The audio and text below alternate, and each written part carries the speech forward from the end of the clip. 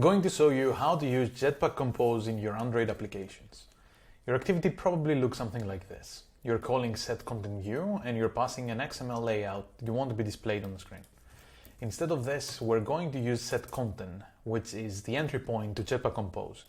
Here I can use some functions called composables, which are the building blocks of building layouts in Compose.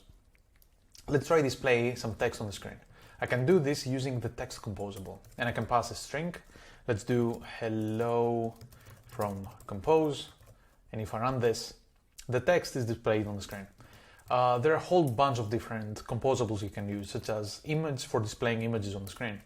Let's do that. So I'm going to pass a drawable and a content description, and an image is displayed on the screen.